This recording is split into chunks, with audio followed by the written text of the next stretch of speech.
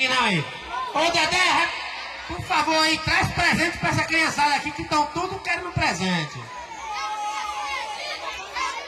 Ela, cadê? Eu quero que você traga aqui pra cima, eu quero aqui em cima aqui, ó. Nosso terceiro lugar é Jasmine. Quem é Jasmine? Agora se ela vai conseguir ficar aqui junto comigo, eu não sei.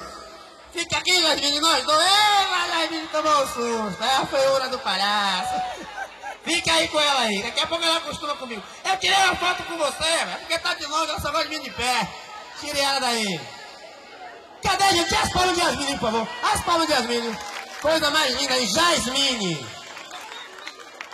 Agora aqui tá o segundo lugar. Nega Maluca.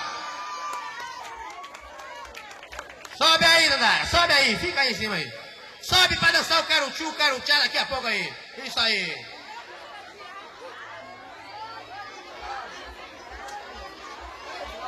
E as palmas pra Dandara que ninguém deu. Tá todo mundo cansado. Eu vou parar isso aqui, não vou dar mais presente pra ninguém. Eu quero todo mundo animado aí pra ganhar presente. E agora, o primeiro lugar ficou, minha Nossa Senhora, pra Paquita. A Paquita Renatinha ganhou o primeiro lugar. Eu acho que ela saiu, que ela vai dançar daqui a pouco. Quando ela chegar, ela vem aqui. Paquita, a Renatinha arrebentou. Cadê o nosso presente aqui, né? Aliás, nós vamos fazer assim, ó. Eu vou deixar pra dar os presentes tudo junto. Tudo junto. Pro concurso de fantasia, pro concurso de dança. Vamos encher esse palco aqui de menino. E eu vou virar menino também. Você não. Você canta mal.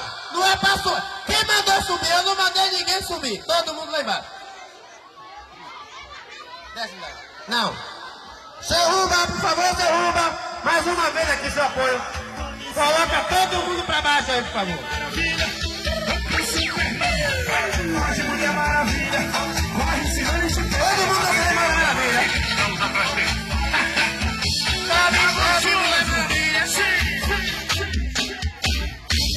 Atenção aí, ó.